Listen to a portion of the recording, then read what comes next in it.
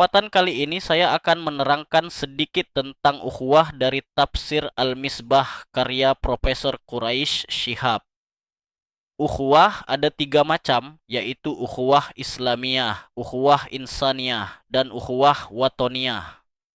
Yang pertama, ukhuwah Islamiyah, dalil yang sering digunakan adalah surah Al-Hujurat ayat 10.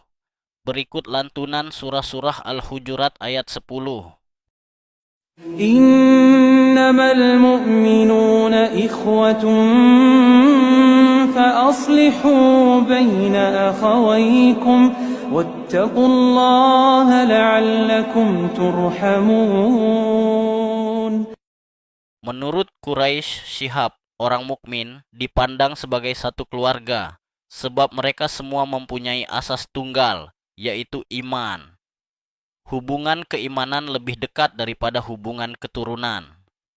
Oleh karena itu, semua dipandang sebagai orang yang bersaudara, maka damaikanlah di antara saudara-saudaramu yang seagama itu, sebagaimana kamu mendamaikan saudaramu yang seketurunan. Ketahuilah bahwa bertakwa kepada Allah supaya kamu mendapatkan rahmat.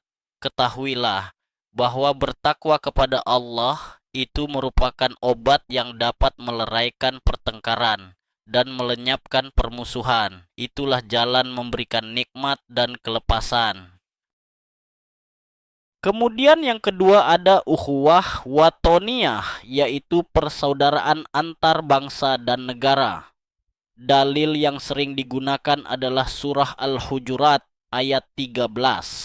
Berikut lantunan ayat dan tafsirnya. يا أيها الناس إنا خلقناكم من ذكر وأنثى وجعلناكم شعوبا وقبائل لتعارفوا إن أكرمكم عند الله أتقاكم إن الله عليم خبير. Menurut tafsir Quraisy Shihab, hai manusia, Allah telah menjadikan kamu seorang lelaki dan seorang perempuan. Maka bagaimanakah sebagian kamu menghinakan sebagian yang lain? Sedangkan kamu sebenarnya adalah orang-orang yang seketurunan.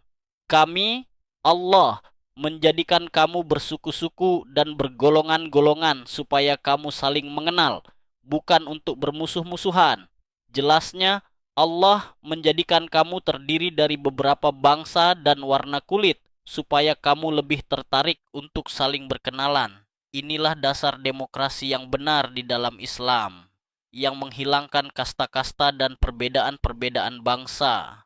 Masih adanya perbedaan rasial, apartheid, sangat ditentang oleh agama Islam. Orang yang paling mulia di sisi Allah dan yang paling tinggi kedudukannya di dunia serta di akhirat adalah yang paling bertakwa kepadanya. Takwa adalah suatu prinsip umum yang mencakup takut kepada Allah dan mengerjakan apa yang diridhoinya, yang melengkapi kebajikan dunia dan kebajikan akhirat. Allah mengetahui semua perbuatanmu dan mengetahui semua rahasia dirimu. Karena itu bertakwalah kepadanya dan jadikanlah takwa itu sebagai perbekalan untuk hari akhirat kelak. Kemudian yang terakhir ada ukhuwah insaniyah, yaitu persaudaraan antara sesama manusia. Dalil yang sering digunakan adalah surah Ali Imran ayat 103. Berikut lantunan ayat dan tafsirnya. واعتصموا بحبل الله جميعا ولا تفرقوا واذكروا نعمة الله عليكم إذ كنتم أعداء فألف بين قلوبكم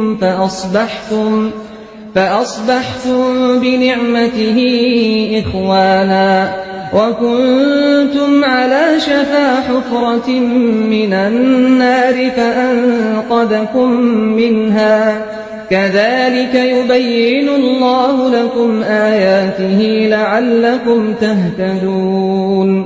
Menurut tafsir Al-Misbas karya Quraisy Shihab, pesan ayat yang lalu untuk bertakwa sebenar-benar takwa dan tidak mati kecuali dalam keadaan berserah diri kepada Allah dilengkapi oleh ayat di atas dengan petunjuk meraihnya serta bimbingan menghindar dari kesalahan, apalagi tentu saja ada di antara kaum muslimin yang boleh jadi semangatnya luntur atau pandangannya kabur.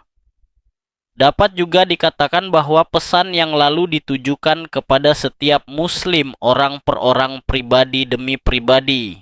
Sedang pesan serupa di sini ditujukan kepada kaum muslimin secara kolektif bersama-bersama.